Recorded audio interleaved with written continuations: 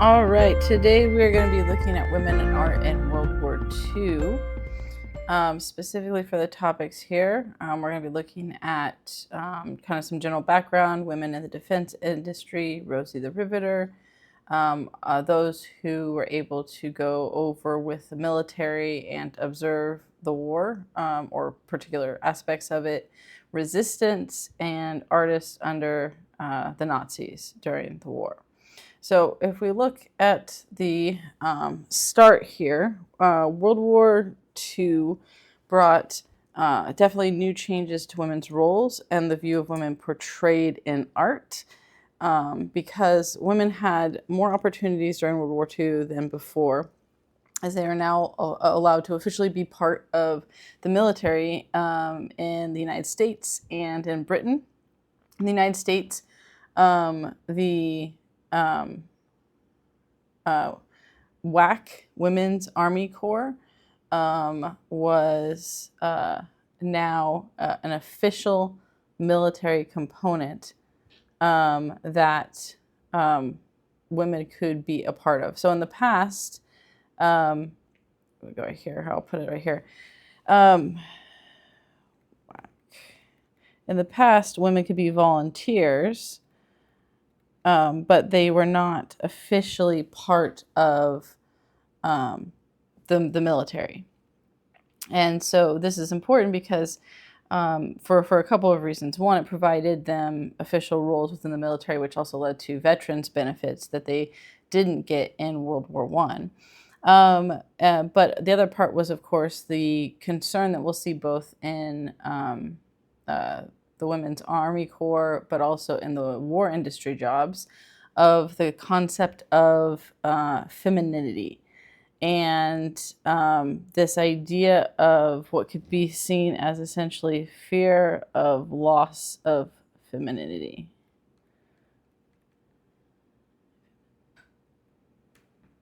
So, oops, let me get that right here. Femininity. There we go.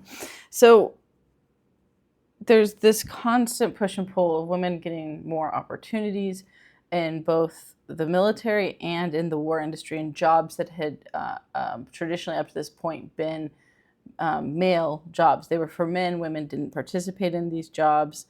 And now you have these two new roles that women were stepping into that had been very much defined by a masculine sense to it. And so the natural there was this basically a duality through World War II and the 1950s after the war of women. We want women to be in the military, to be patriotic, do your duty, but at the same time, we're kind of nervous about you doing this job because these jobs that men did, and what if you lose your femininity, and then what's going to happen to women? And so women were getting mixed messages during this time of, yes, participate, do this, but no, don't participate and do this, or at least do it, but make sure you're still, a woman by the end of this. And even you can see here with the images of join us in a victory job, right? You have both the war industry as well as the military part of it. And this emphasis to show women as still feminine in these roles. So, for example, if you look, and we'll dive deeper into Rosie the Riveter image specifically, but the idea that even if their clothing has connections to male clothing, they're still wearing makeup. It's important to have blush, lipstick, some eyeshadow, and that their hair still is, while it's pulled back per like military requirements or safety requirements for war industry, that it still has some connection to the feminine component to it. And this, like I said, this fear was something that was a constant throughout this time of, again, both using propaganda posters and writings and imagery to and artwork to showcase women's support for the war effort, but at the same time trying to make sure that it showcased that women, again, would still be women at the end. Like, for example, with this, the New York Times reported that women in WAC will, this is the quote, will always be a civilian at heart. Right? So even that quote undermines the whole point of them. They're not civilians. They're in the military. But again, the idea of, well, we have to push that, like, yes, they're in the military right now, but just because there's, a dire need, that once the war is over, women won't remain in the military, was basically what this was saying with this. And here's the rest of the quote. Her service will increase her femininity, and the most important post-war plans of the majority of women in WAC include just what all women want: their own homes and families. Right? So don't worry, right? Yeah, she's in the military right now, but only because of the war effort. And in fact, she's going to actually have more femininity after this, because the women in WAC, they want to get married and have kids. So you don't have to worry about them losing that femininity, because in fact, it's going to help them. And then they said that women in service were developing, and this is the other part of the quote, new poise and charm that were only performing the duties that women would ordinarily do in civilian life. So again, like, oh yeah, well, the women in the military in WAC are just, they're secretaries, they're telephone operators, don't worry, they're just doing jobs that women would be doing in regular civilian life anyways, so you don't have to worry about that. This also gets shown in magazines. There were lots and lots of magazine articles during this time, and women's magazines, that addressed this type of concern, and in both ways. One that addressed the military, and the other that addressed the war industry work. For the military, the one that they did with this was the do's and don'ts of wearing a uniform. And essentially, it provided a list of, okay, look, we all know that there's some concern about women wearing the uniform, so let's go over what are the best practices for wearing a uniform and what are the ones that you shouldn't do. And it, again, is one of probably the best examples of this dichotomy between and concern between these kind of two realms that many felt didn't coexist. So the do's were, like wear your hair not too long, wear only, basic nail polish, make sure to wear the proper shoes, things like that. But then you'd have the opposite of, well, wear your hair not too long or shorter, but also don't wear your hair too short. Paint your nails, but don't paint them in too bright of colors. Wear makeup, but don't wear too much makeup, right? And this idea that, so there's somehow this fine line in the middle, which is suggesting in this magazine is the appropriate, acceptable way for women. Of course, and men did not get these long back and forth about do's and don'ts. Obviously, there were regulations for the uniform, but not this kind of like, wear your hair this, but don't do this. Make sure you look like this. So make sure you look pretty, but not too pretty. Make sure you look, you have the feminine aspects of makeup, of hair, of nails, of jewelry, but also not too much of that, because you don't want to look, in a negative way. And you don't want to make the uniform look, ridiculous, essentially, is what they're implying.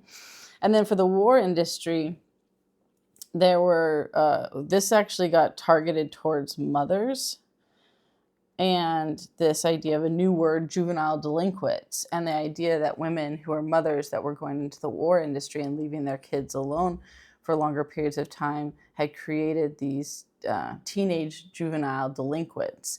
And there was one that's mothers are only hope, and then the other one is should we draft mothers. And in these, they basically talk about how women who are not home because they're working are leaving their teenagers to become social deviants. And it even gives examples of like the Billy was a great kid, A student, did what he was supposed to, and then his mom went off into the war industry while his father was at war, and then he fell into drugs, theft, murder, and I mean, and it was definitely fear mongering to the extreme. It also suggests that women should always be home so that their kids will come to their house and hang out at their house instead of going off and being juvenile delinquents, and that they should be ready at any time of the day if their kid comes home to get food prepared with a smile and serve them, almost be like their servant is how it was described. And again, this was in reaction to that fear that that women moving into these positions were somehow becoming other than a woman. And so you get this reinforced again with the poster saying, women do help us, join us in victory. Women's work is like a soldier at home. Women, you're essential for this labor.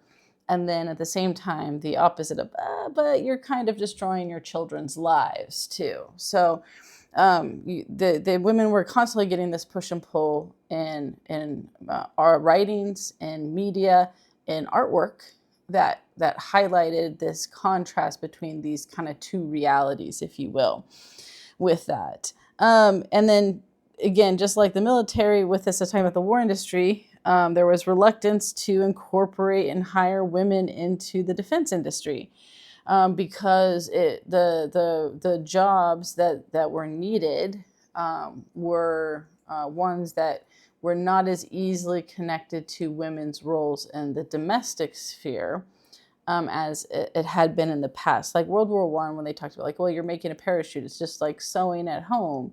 The whole thing was always having to connect what they're doing to that domestic realm. And when it was harder to connect to the domestic realm, people got nervous about what that meant for women's roles in that. And so ultimately, the federal government initially excluded women advisors from policy-making decisions. And you'll see some of this in what the OWI suggests. The old OWI was essentially replaced the CPI. It was the Office of War Information.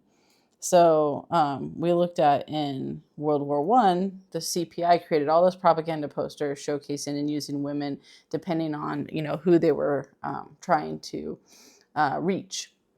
The OWI is now the new CPI, if you will, and their office was there to promote women workers into the war industry. And so you had various ways they did this. They had writers for magazines such as the Saturday Evening Post write stories about and recommendations for the importance of women taking advantage of training programs and employment opportunities. Posters and newsreels proclaimed, the more women at work, the sooner we win the war. But it was presented as a key with this is this idea of temporary and patriotic. That's right. So this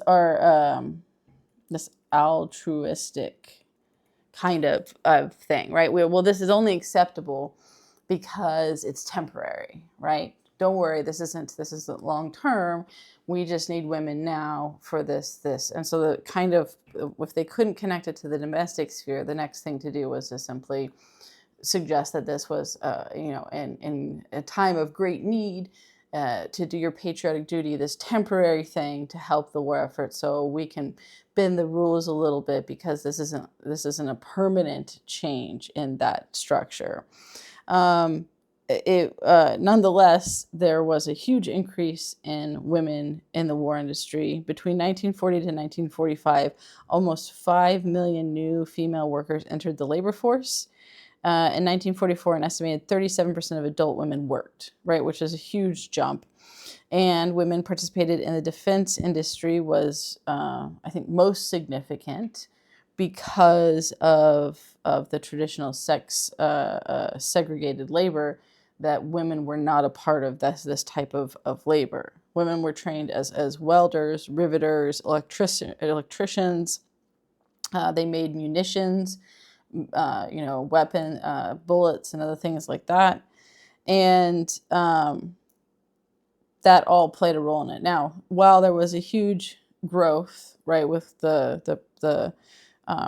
we could put here, you get 5 million new female workers, as I mentioned, and in 1944, 37% women worked, right? There was still disparity, and it wasn't all equal. Racism and segregation made it very difficult for many African American women to find work in certain areas of the United States. Obviously, more so in the South than in the North. Segregation was still active in the South. But even in the North, women could find themselves up against racism in these jobs. And there were some pictures that highlighted and showcased African American women working in the war industry, but largely the art focused on white middle class women to promote labor in the war industry. And so while some women were able to get into the war industry and get skilled training and job training and have some independence that they hadn't been able to have before, they were always second to white middle-class women labor, and were some of the first to be pushed out of these jobs when men started to come back from the war. So this was an uphill battle for Black women to be represented in the artwork, to show their level of involvement in the war industry, which again was still significant compared to what it had been in the past. And they worked as riveters and welders and electricians and in all of these same roles and positions as the white women, but were consistently not shown in the artwork to promote that in that process. And that's consistent with what you see in the military as well. When Black women were largely relegated to a small few jobs that were seen as more menial in task and labor because of, again, this racism and discrimination that was still present in not only the military and the war industry and society, but of course even in the art world of what was wanting to be showcased and highlighted for this. Now, one of the popular or the most iconic imagery and art for women in the war industry from World War II in the United States was Rosie the Riveter. Most people, even if they don't know much about or can't quite picture Rosie the Riveter, most people are familiar with the name, and probably most are familiar with this artwork over the other one we're going to look at, which is Norman Rockwell's one, because this one was J. Howard Miller's image. And part of the reason why people are more familiar with the We Can Do It one is because it was not copyrighted. And so people could and still can today, reproduce it on whatever they want. So after the war, this image here with the We Can Do It one was reproduced a lot, and it's continued to be reproduced and used for a variety of causes and events, even to current day. And so that lack of copyright is what spread this image and this artwork more than Norman Rockwell's image. But it's the Rosie the Riveter's, the first kind of artwork with that is Norman Rockwell's over J. Howard Miller's image in that process. But we are going to I'm going to talk about this in part two. Now, Rosie the Riveter's, actually the name started in a song in 1943, and the song emphasized the patriotic qualities of female war workers. And from that, the name kind of picked up on, which we'll see Norman Rockwell's painting where he has Rosie written on her lunchbox. And then that led to, right, Rosie is not mentioned, like there's no name on this artwork here. But people associated it with Rosie the Riveter because of this, kind of what Rose the Riveter came to embody was essentially that female white middle-class war industry worker, specifically with connected to, I mean, she's Rosie the Riveter, riveting, but anything that was still kind of in that job realm. So there were other war industry jobs that women took over, bus drivers, elevator operators and stuff, but Rosie the Riveter didn't get connected to that type of labor. It was specifically working largely on planes, which was where most of the riveting and welding was taking place, was with the development of planes during this period of time. And this became probably the most used artwork during this time to promote the idea of female labor in the war industry. So let's take a brief look at J. Howard Miller's image, and then we will look at Norman Rockwell's image. So in Miller's image here, right, she's wearing the blue coveralls of the specifically the aviation war industry labor, and that those were very much what men had worn to the job and women had not in the past. Those with pants, and that was also a newer thing. There had been women wearing pants before this period, but it was still a relatively newish type of thing. She is flexing, right? So the idea of showing strength and power, and of course that's reinforced by the "we can do it" statement. She's wearing a red and white bandana over her hair, and she also has these pens. So these pens were for, we'll say, war support or war, let's say, effort support. And what that meant is, like, there were a whole bunch of different pens that women wore. Blood donation, supporting Red Cross, civilian service, also your ID badge was sometimes in this kind of form as well. And so you have these images of which are meant to show strength, the determined look on her face, the coveralls, right? That's the kind of more, let's say, masculine imagery that it wasn't typical in women being portrayed as in art up before this point. But then you also have that contrasted with, she has blush on her cheeks, some light lipstick, and some eyeshadow as well. And then, of course, her hair put up nicely with the bandana that functions in both realms of masculine and feminine. And so in any of the artwork, like especially with Rosie the Riveter in the war industry, there was an attempt to showcase, of course, women as they were working in this industry and the new kind of look, if you will, but at the same time trying to make sure that there still was that feminine side that was being displayed and shown to reinforce that women were still women, right? They weren't becoming men somehow. And it sounds somewhat irrational now to talk about, but this was a real fear that kept being addressed in the artwork because of and then in other media forms as well. So that's that one. So then let's look at Norman Rockwell's Rosie the Riveter. So you have a very kind of different image coming into this one.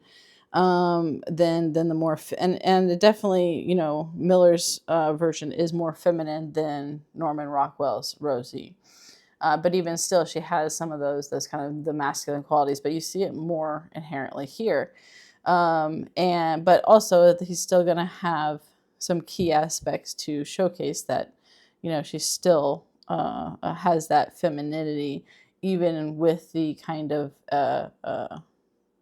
more masculine look when you first take a look at it. So let's look at what some of the stuff that she's showing. Right, one, you can see with the neck and the arms even the legs and stuff, very strong, muscular. And women did actually have to be pretty strong to be riveters because of not only the equipment, but the force you had to have to hold it. There was a doffer and the riveter, and both of those positions actually required strength. Actually, I think the holding the doffer, the person that had to hold what was being riveted to in place as the machine was doing that, was required quite a bit of strength as well. And of course, everyone gained muscle who worked there that hadn't worked in that position before, because you're holding this equipment and doing this heavy lifting and labor every day. And so it's highlighting that. And that's also reinforced by this riveting gun is like ridiculously large. That's not the normal size of the riveting gun. So you have this overly sized rivet gun, which is most meant to emphasize the work in the war industry that she's doing. You also have the coveralls, which even more so than in Miller's image, look like they're meant to be for men. She has them rolled up here because they're too long, right? And the reality was that there was the coveralls initially and the shoes, which she has here. These are definitely male steel toed shoes, because they didn't actually make steel-toed shoes for women, because women weren't, but prior to the war, weren't working in jobs where they needed that. So she's wearing essentially men's clothing to go do her job because of safety and necessity in that case. And then she's also stepping on Mein Kampf, which is the book by Hitler, which there have been in World War I propaganda posters. There was like Stomp Out the Kaiser, which showed a Bigfoot like stomping on a little tiny Kaiser. This has kind of echoes to that of, right, it's suggesting her war effort is helping defeat Hitler in the process. Now you have those, right? But you also have aspects of femininity in the process too. One of the most obvious is actually the sandwich. Many times in the photos that were taken, as well as artwork that showed women in war industry jobs, they showed them on break or eating. And not all of them. The other way to do it was through smiling and looking happy and having a great time. So there were several artworks that showed women in the war industry jobs just looking like they were having the happiest time of their life. And this actually transfers over to the 50s with the suburban housewife, where it shows women in these domestic roles of mopping or sweeping or cleaning, looking like this is the funnest thing they've ever done. And the idea was, of course, that was that kind of reinforcement of femininity. But don't worry, she's not working too hard. This is a fun activity to do, because it certainly diminishes the idea of the role if instead of making it seem like this is hard work and serious job, but no, it's this fun thing that women are just doing on the side for fun kind of component to it. And so they tried to pick, like I said, imagery that was connected to femininity and domesticity. And if sure, women were in the war industry, but let's show them on break rather than working. Or let's show them eating food, right? Making that food connection, and the kitchen and the household was connected to that domestic realm. Or let's show them being super happy and cheerful, like this is just a fun activity or adventure that they're on rather than a serious profession that they're participating in. Besides that, she also has a mix of blush and makeup with some dirt, though, right? Combining both the gritty nature of the job, but the importance of having makeup on while she works. She has all the pens and again, these pens were very much a thing that women did. Men did not go around wearing the different pens showing their support. And she has a lot of pens. So this, like the over excessive amount of pens to showcase her significant support in the war effort. And then you have both the face shield and goggles, which you didn't need both. You never used both. One, to emphasize safety and protection for her, but also the face shield is up in a position that makes it look like a halo, which also was that. And this image also was they utilized the her positioning from another painting, so it actually is taken from that. But it certainly has, you have this mix again of both the masculine and feminine of the role, that even if she's doing this job that is taking on a lot of masculine traits, she's still holding on to her femininity in the process. And interesting enough with this, the makeup part of it, the OWI sent out booklets and provided suggestions to managers who had not worked with women before in the past, and gave them things to be aware of or prepare for by having women in working for you. And one of those things was that it was women should be given regular breaks to freshen up and powder their noses, and that was the term that they used. Powder their noses so that they stayed fresh and looking nice. Essentially, they said it was specifically an important part of ensuring their productivity, because women who felt pretty would essentially be more productive. And so the basically the OWI was basically saying you need to give women more breaks than you traditionally give workers, so that they can go to the restroom and they can freshen up and apply some more makeup to their face, so they're looking nice and pretty while they're doing their work. And again, this came out of that fear of loss of femininity, which is why, again, we see in these artworks women being portrayed with this dichotomy taking place. And then, as I mentioned, they also tended to show them looking happy and cheerful, and how like they were having a grand old time in their job, because it was fun. It wasn't hard work. Because if you de-emphasize the difficult nature of the labor and make it look more frivolous, right, then it somewhat negates that idea that women are taking over men's not just jobs but roles and structure in society, which again was this whole fear through this period as well. The other Norman Rockwell drawing that he did was this one here, which was Rosie to the rescue. Oh, and I mentioned before, but I didn't show you, so let's go back to that for a minute. She also has Rosie written on her lunchbox that she has her hand over, and that's resting from the arm that she's holding the sandwich.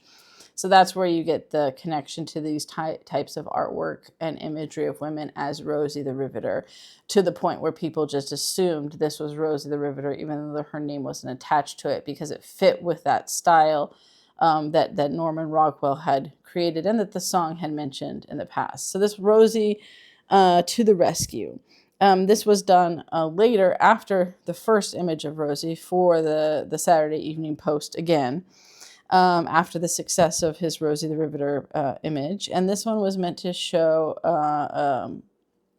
all the roles that women were taking over. So not just riveters, but all the different types of roles that women were doing for the war industry, and was meant to be a tribute to women for Labor Day in 1943. So one of the things, of course, is because this was looking at all the different types of roles, you have a more feminine kind of view in this artwork here, because it's not the strong kind of riveter position, the construction kind of thing.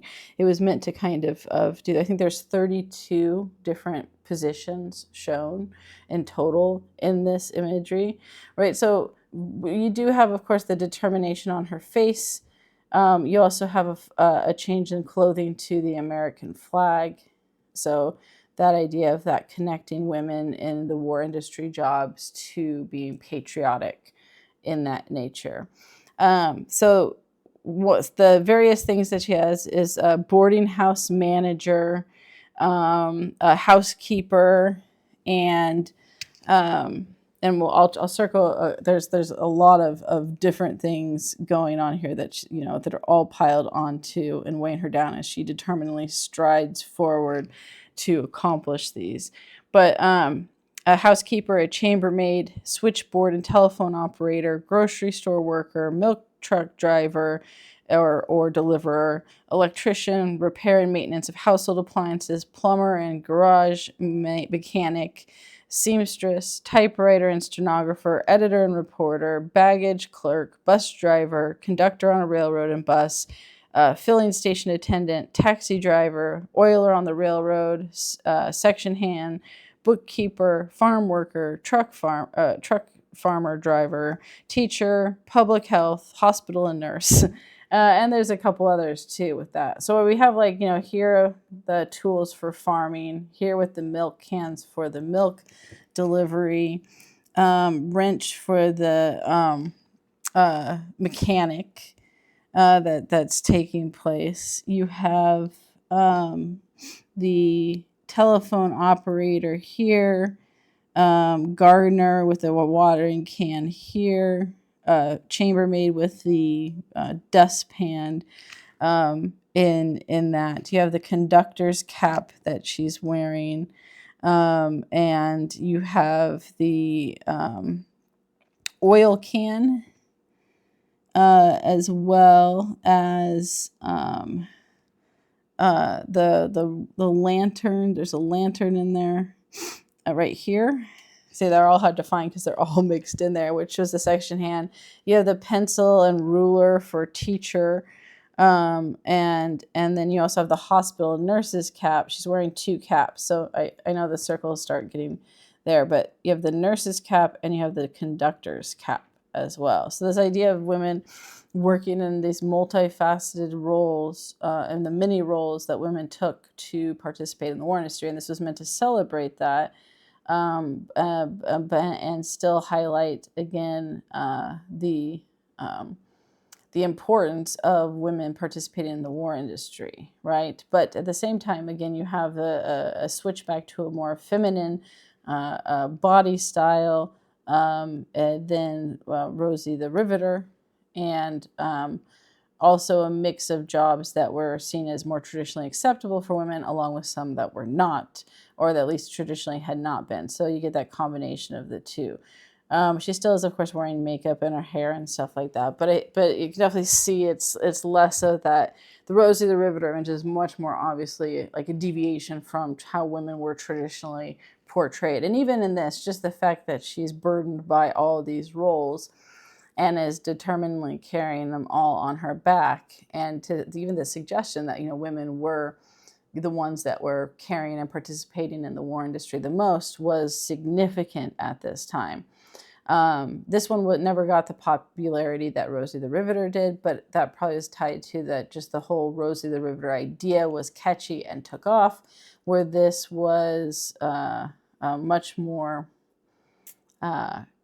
condensed of so many roles taking place that there wasn't one thing that people could kind of latch onto as a promotion for women in the war industry.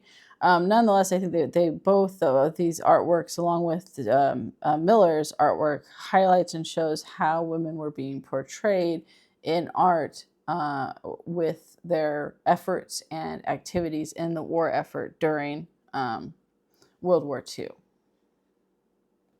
Okay, so now we're going to look at some women artists that did different artworks in their kind of observations of the war, or in the case of Mary Kessel, the aftermath of the war. Mary was one of three official war artists working outside of Britain. Again, a lot of women artists during World War II did not go abroad. You had to get special permission to do so.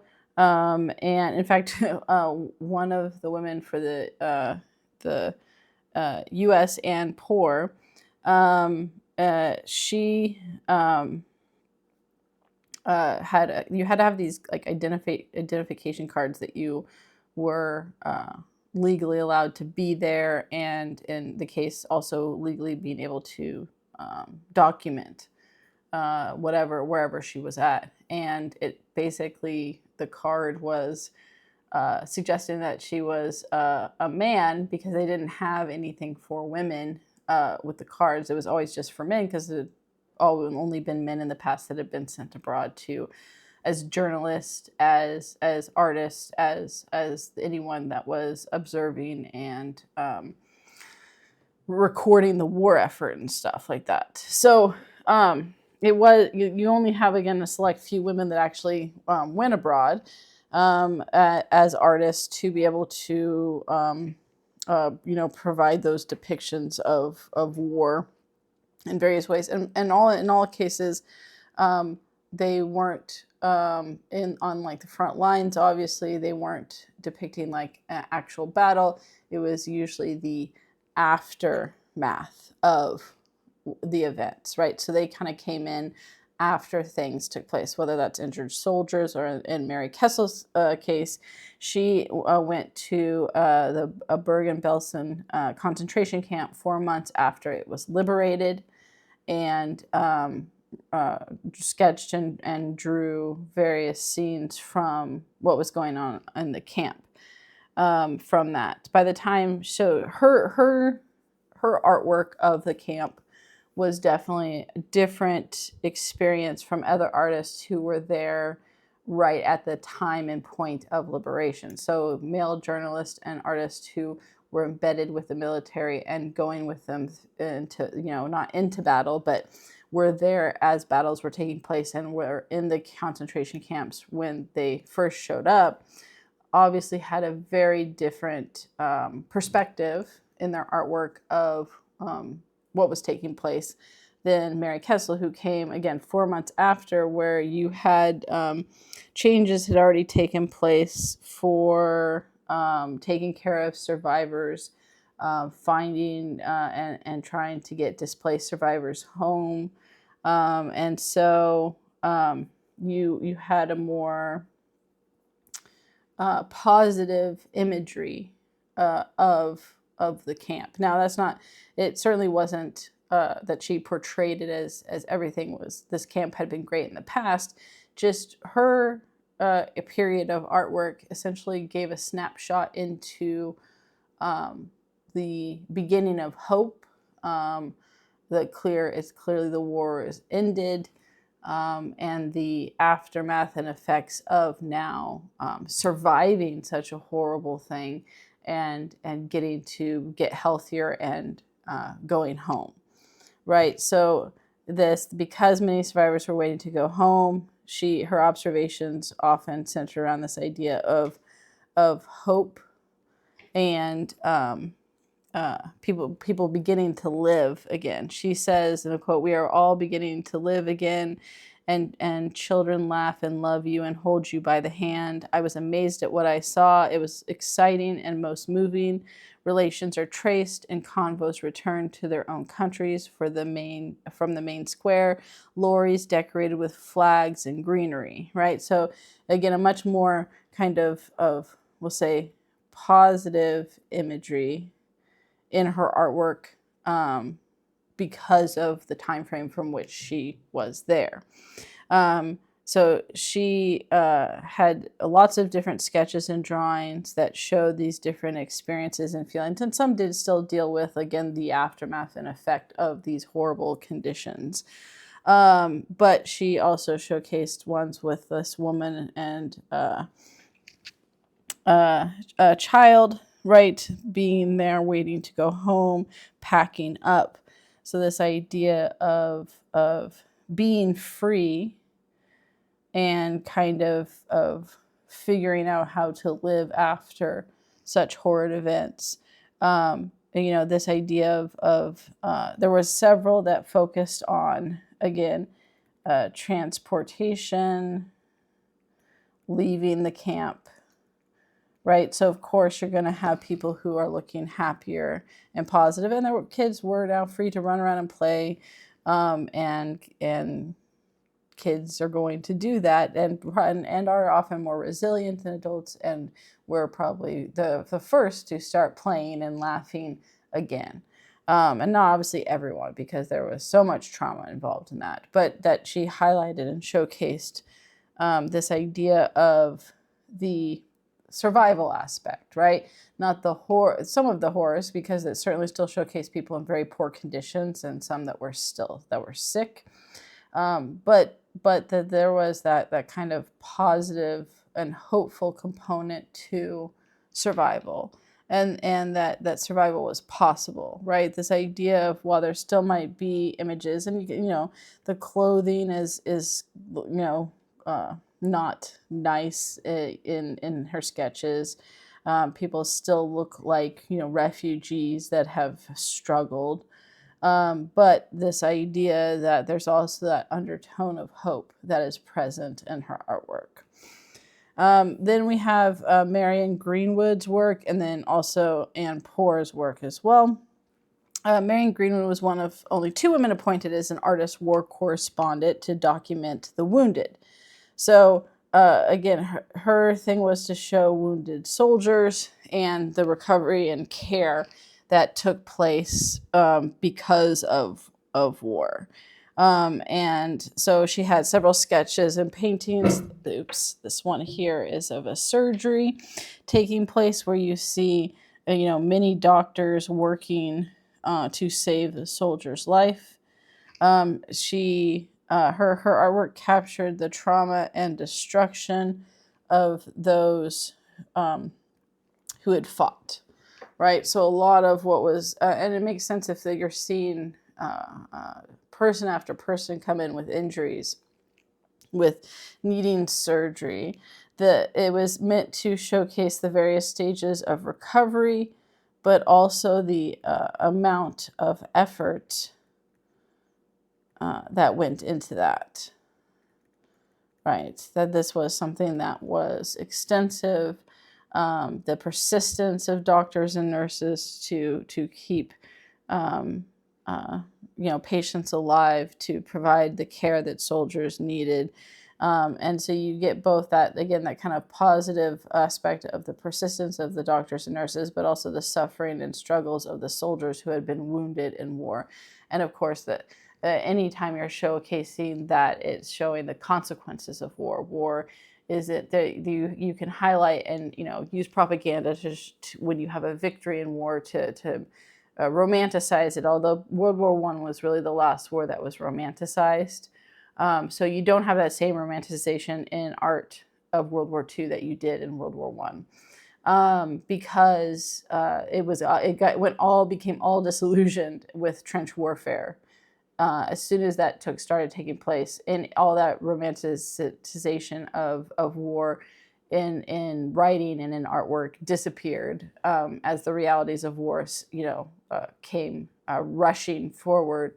And World War I was really the first war where there was a lot of mass media and artwork and newspaper articles and just access to what war was actually like, and that drastically changed it. So we don't see that type of propaganda in the artwork in World War II. But still, this idea of that it's both admirable and positive for what people were willing to do to help these soldiers, and at the same time, again, the suffering and consequences and destruction of war and the trauma that creates on the soldiers coming home. Then we have Anne Poor's work. She was actually in WAC. So she joined WAC first and wanted to do more than just be a secretary. She ends up being approved for a B-29 bombing mission over Tokyo. And while she was there, she sketched the wounded on board and actually talked about how there were numerous amputees. And the stench of that was overwhelming. And so she also then from there went to the Pacific. And the thing about the Pacific is the Pacific was brutal. um, way more so than the main campaign into Germany. The Pacific was the combination of the style of fighting with like the Japanese was way harsher, but also just the climate and conditions in the Pacific were also really kind of crappy as a soldier to be in that. And so you had a lot more injuries, you had a lot more maiming, you had a lot more disease and sickness that took place in the Pacific theater than you did in the Western front of that. And she sketched patients, in this case, a patient in restraints, right, that's being put on a stretcher to be taken care of, which shows that psychological impact of war. That that he had to be strapped down, not just because of the physical destruction of the body, but the mental destruction of war. And so she ended up trying to highlight how, I think even more than Marion Greenwood, the destruction of soldiers by war.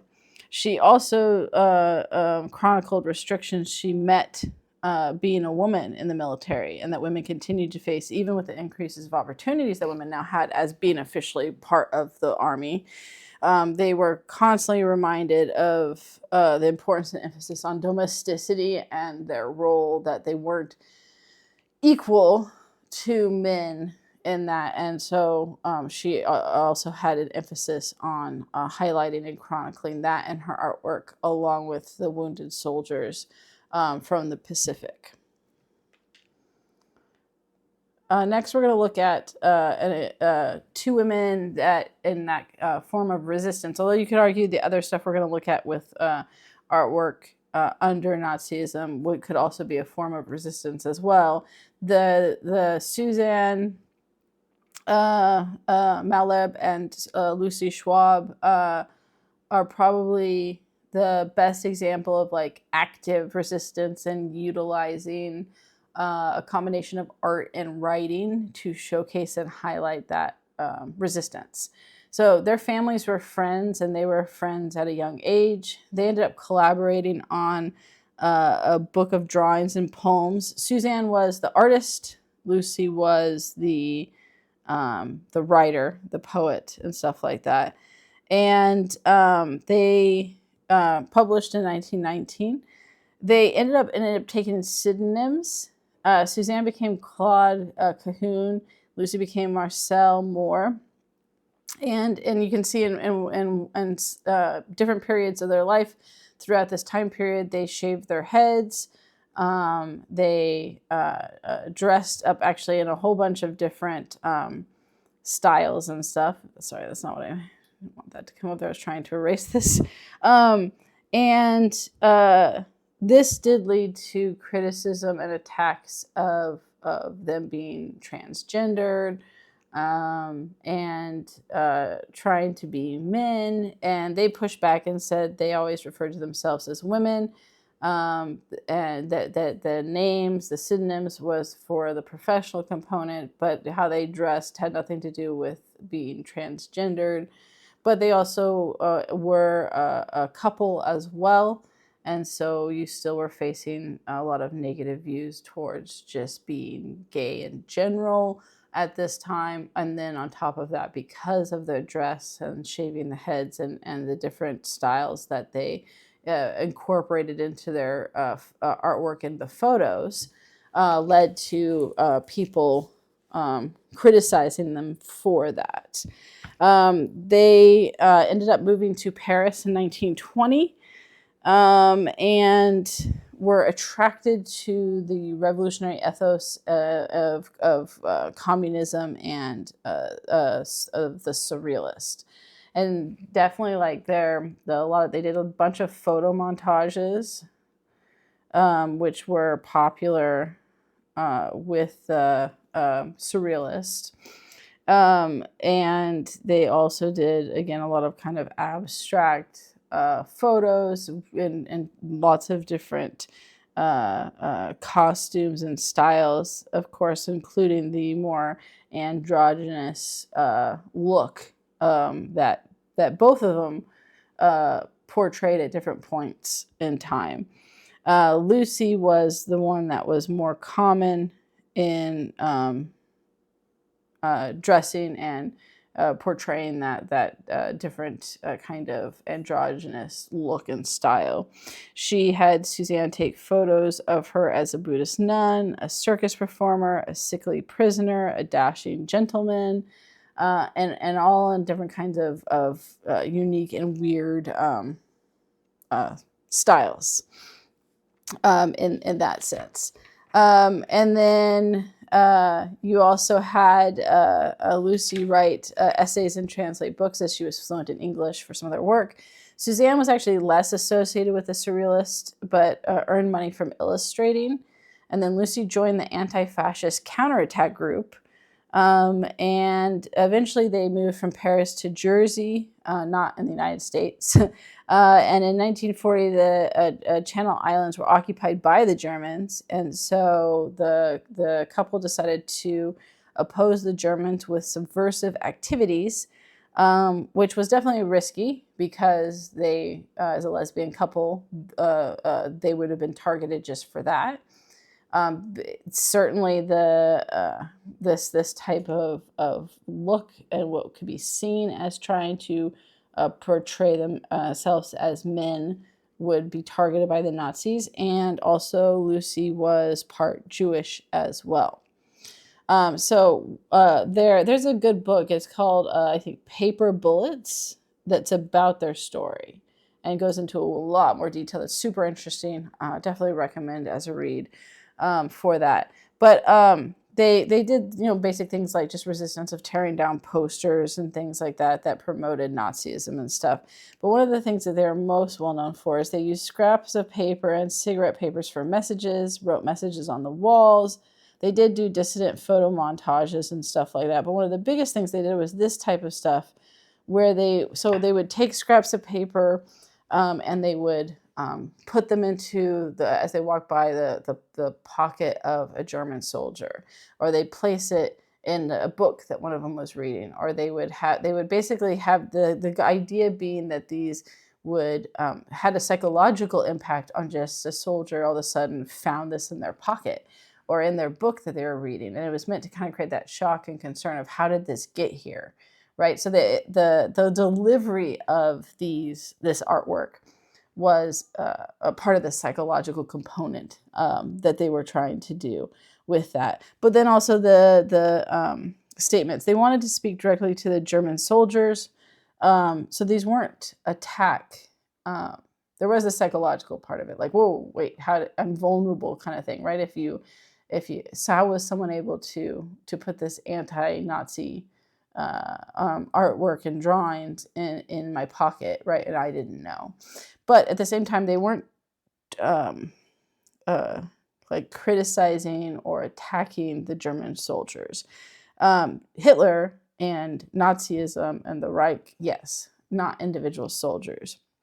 They refrained from insulting them, which a lot of resistance was direct insults and stuff that way, because they felt like if they could speak directly to the German soldiers, they could perhaps divide them from their leaders, so that maybe the average German soldier would start questioning what Germany was doing.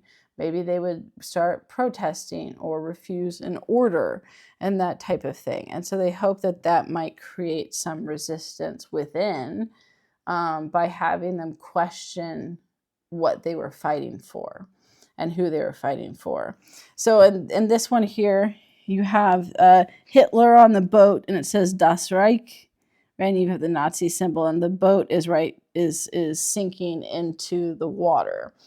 And then you have the saying here that says, I think the waves devoured in the end the boatman and the boat. And that has to do with his roar that Adolf Hitler did.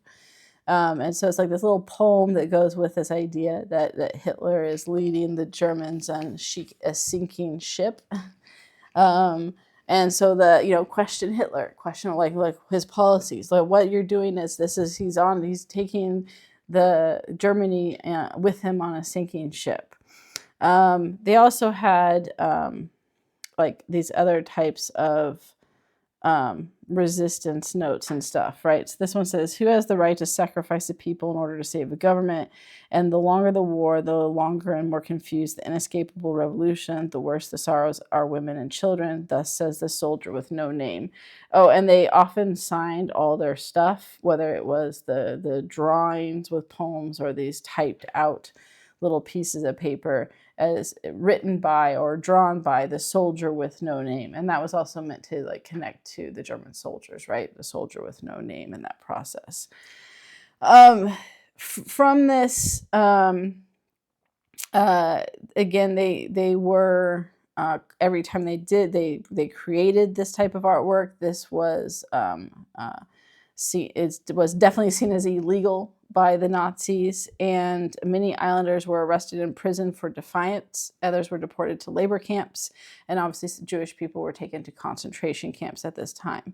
Nonetheless, they continued to slip these notes into boots, briefcases, books, pockets of the German soldiers. They actually smuggled food and news to foreign prisoners that were being forced to build the sea defenses on the beach in their home. They even took in a fugitive Ukrainian who had escaped a labor camp. However, ultimately, the secret field police raided their home in 1944 because their activity did get noticed. And they found incriminating notes, like the ones that they were using in Lucy's diary, and they ended up arresting them. Lucy was tortured, and they were imprisoned separately. They actually both tried to commit suicide 2 different times, but failed. In November of 1944, they were tried and sentenced to death. However, because this was further out in terms of German territory, if you will, they weren't in the Germans' heartland of being disappeared and to never be seen again. And the pressure from officials in Jersey were able to get their sentences reduced to 10 years in prison instead of to death. So they ended up not being executed. And obviously they didn't spend 10 years, the war ended. But it was a huge difference to be sentenced to death. They would have been executed, and that would have been that. Instead, they were then put in a prison to serve a prison sentence, and this allowed them to survive the war. And they were freed when the war ended, but came home to realize life was not going to be like it was before. Their home had been looted. All of their belongings were stolen. Right? It definitely was a depressing kind of scene to, survive being captured by the Nazis, but also to come home and have nothing left in that process. Lucy ended up dying in 1954 due to cancer. Suzanne died in 1972. So they still, though, impressive that even doing this very illegal work per the Nazi view, that they were able to survive being arrested and didn't end up being put into the concentration or death camps, but instead were able to serve a more regular prison sentence that then they were freed from when the war was over. All right, now I'll look at, there's a couple examples here of women artists under occupied Nazi control. So, and technically, Lucy and Suzanne were as well, but theirs took on a more, like I said, active resistance component, where these could still be seen as resistance, but are more about highlighting life in the ghetto and the concentration camps, and highlighting those kind of conditions in life. So Friedel Dicker Brande was born in Vienna in 1898, and actually focused on the arts and crafts with the Bauhaus that we talked about before initially. And she was involved with media, mixed media, textile design, theater staging, printmaking, bookbinding, and typography. So all of those kind of arts and crafts components that were connected to the Bauhaus, she initially was part of. In 1930, however, with her studio partner Franz Singer, they were commissioned to complete a Montessori kindergarten artwork, like the artwork for the kindergarten, not the actual building, in Vienna. And from the working it with the Montessori, she realized that she had a love of teaching children art, in that process. And she wanted to encourage young children to focus on the creative process, understand individual emotions and experiences through art. When Nazism was on its rise, she actually escapes to her aunt's home in Prague, and that's where she meets her husband, Pavel, and they move to the Czech, which is now the Czech Republic.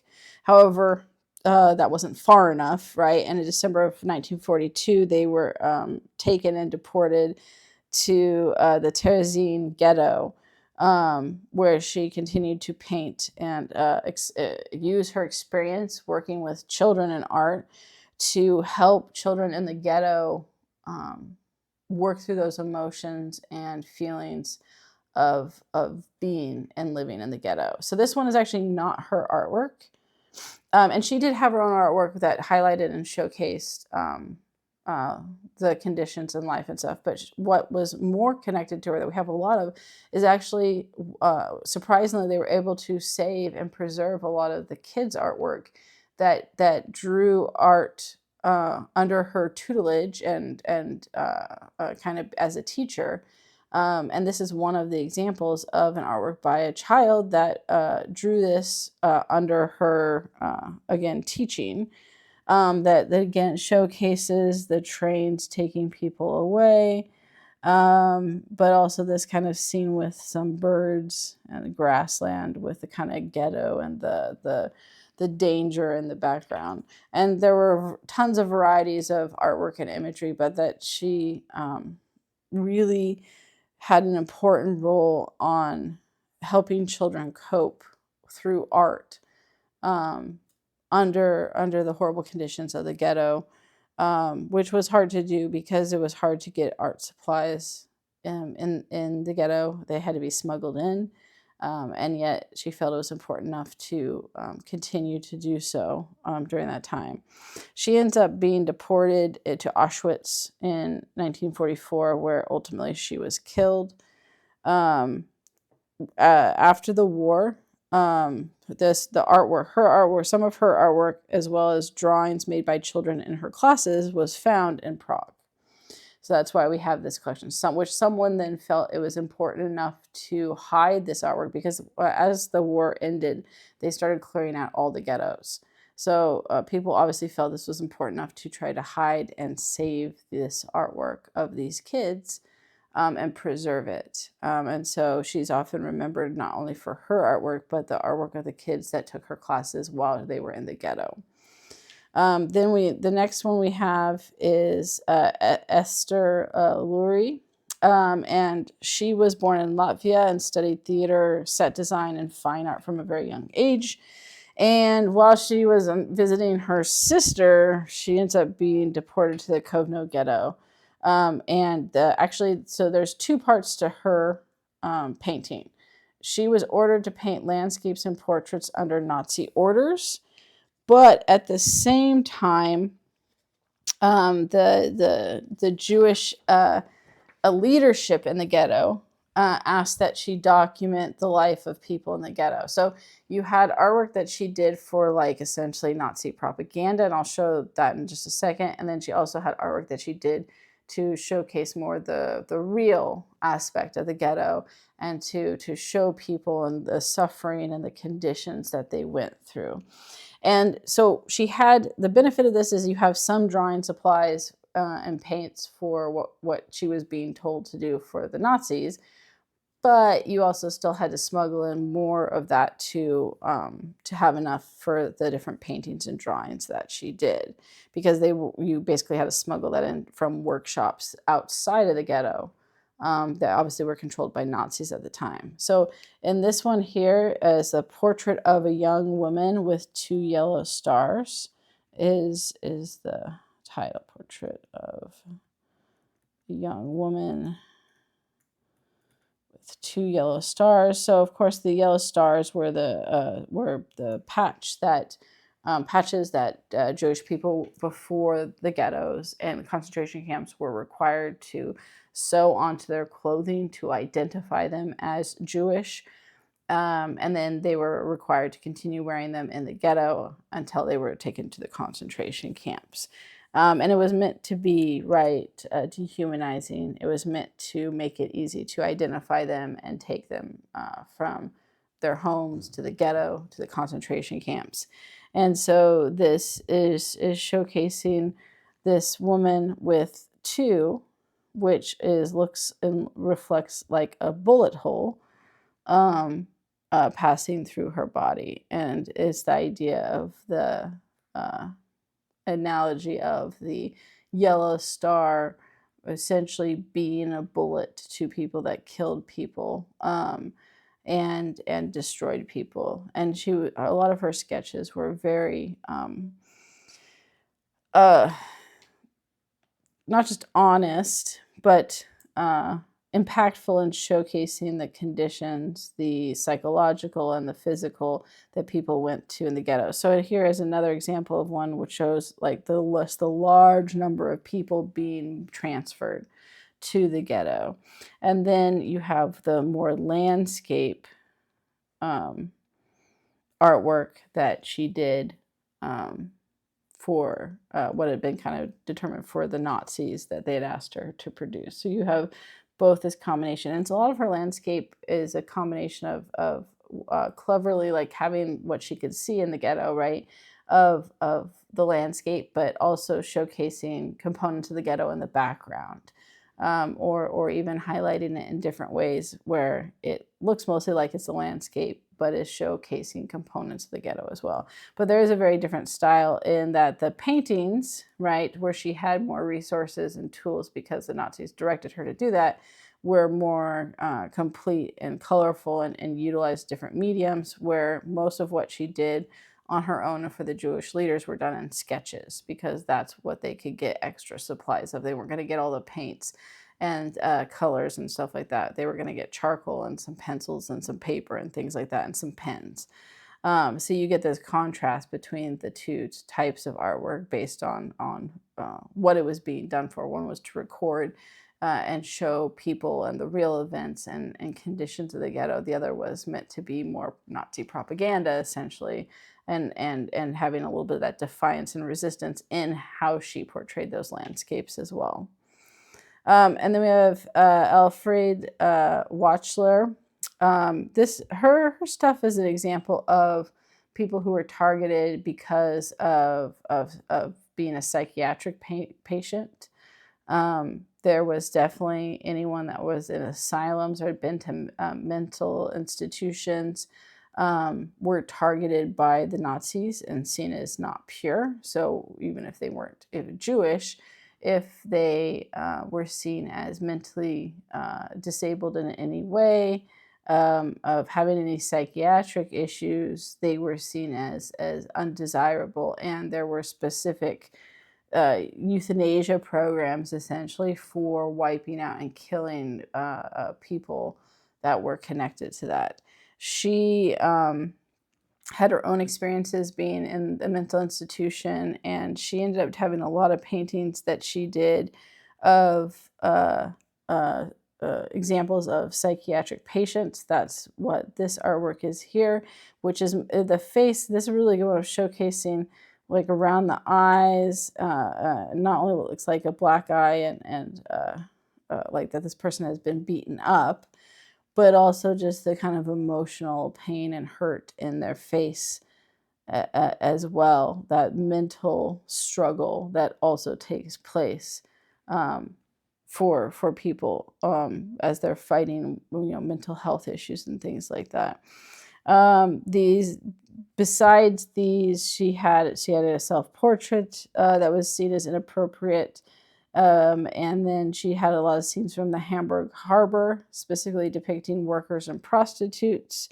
Her work was deemed unacceptable and was confiscated.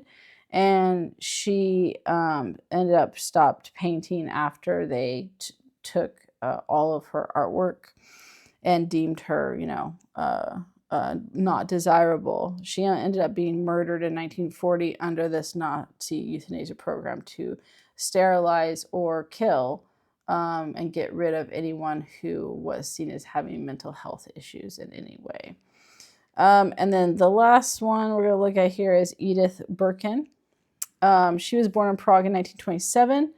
And in 1941, her family was sent to the Lodz ghetto in Poland, which was occupied by the Nazis.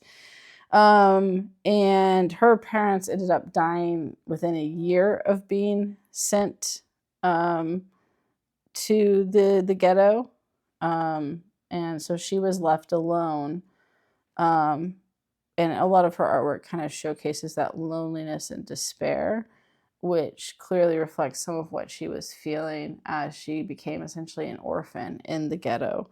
And then she ultimately, when the ghetto was liquidated in 1944, the remaining population was sent to Auschwitz. But then what happened is when they got to Auschwitz, they would be divided into those who could work and those who couldn't, or who were seen as could go to a labor camp versus the death camps. People who were deemed not strong or fit enough to go to labor camps were left in Auschwitz. Some were killed immediately. Some, the goal was, Auschwitz was always, the goal was to kill everyone, but that took time. But she was actually sent to the work camp for slave labor and a different camp in Eastern Germany.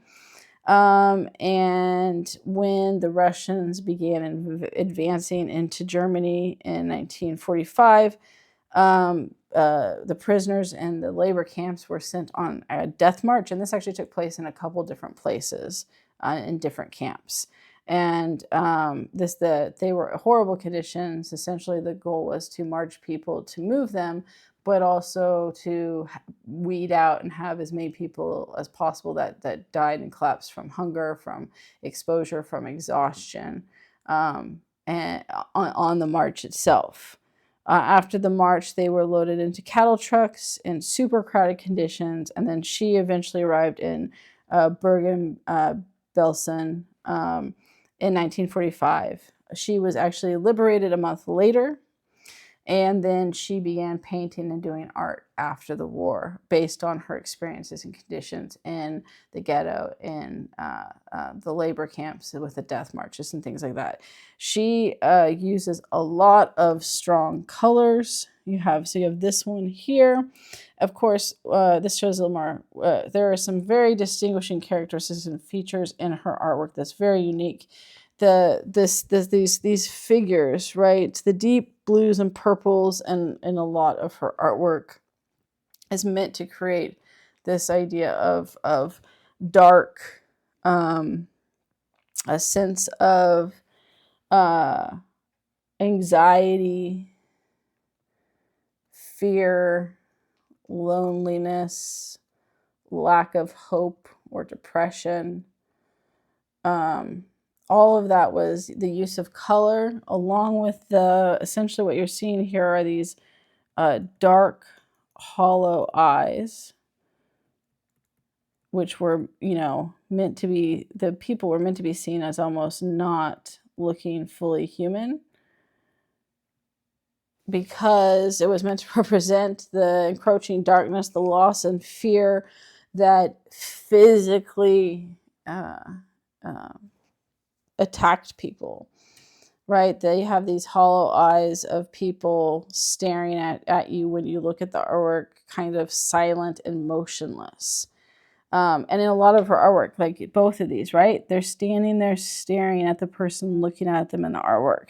They're staring at you while you look. Even this one here, while there are some people that are moving the dead bodies into the cart, you have right front and center, this looks like a child staring at them. And the faces were meant to almost look like skulls, which not only represented the physical changes at the camps of not being fed enough and slowly starving to death, but also that representation of that the emptiness and despair that these conditions created, and that she wanted to show that sense of loneliness and isolation that it was experienced by so many people in the camps, in the ghetto.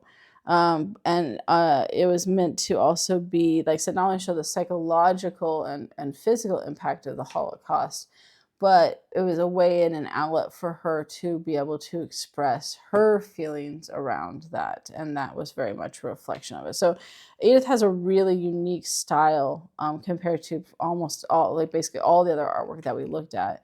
And it very much is playing more on that mental, psychological aspect within how the people in her artwork are portrayed and the colors that are used. Okay, that's where we're going to end for today. So I hope you have a good week, and we'll continue on in the next lecture.